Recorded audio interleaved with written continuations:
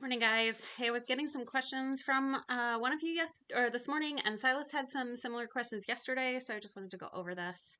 Um, when you are making your Rube Goldberg project, you can use any object for any reason, even if it's not the way the object was created to be used. Actually, I think that's sometimes the best way to use things is to create a new purpose for it.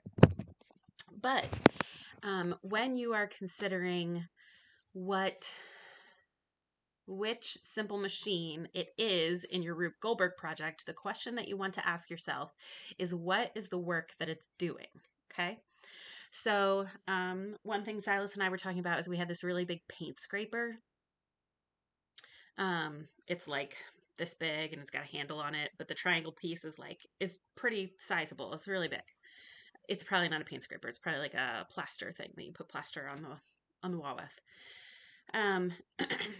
Now we know that it is scrapers. It's got kind of a blade on it. We know from what we talked about in class that the scraper is a wedge, right? It's gonna wedge itself in there and separate some things. It's gonna peel that paint off. That's the purpose of a wedge. But if I took my plaster spreader paint scraper that was manufactured with the intention of being a wedge, and I said, actually, I think I want to roll a ball down it. And I laid it sideways and I rolled my ball. In my Rube Goldberg project, my ball rolled down and knocked something over. My paint scraper in my Rube Goldberg project would not be functioning as a wedge, it would be functioning as an inclined plane. Does that make sense? So you're welcome to use any object for any purpose. But when you're considering what simple machine it is in your Rube Goldberg project, you need to think, what work is it doing in my project? What's its job? What's it trying to accomplish? And that will tell you what kind of simple machine it is.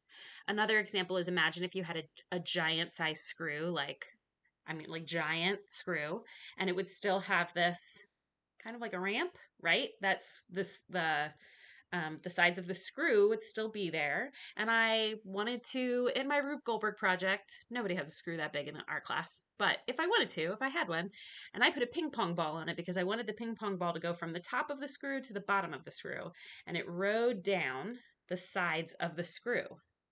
My screw would no longer, in my Rube Goldberg project, be functioning as a screw. It would be functioning as an inclined plane because I'm moving an object from one level to another.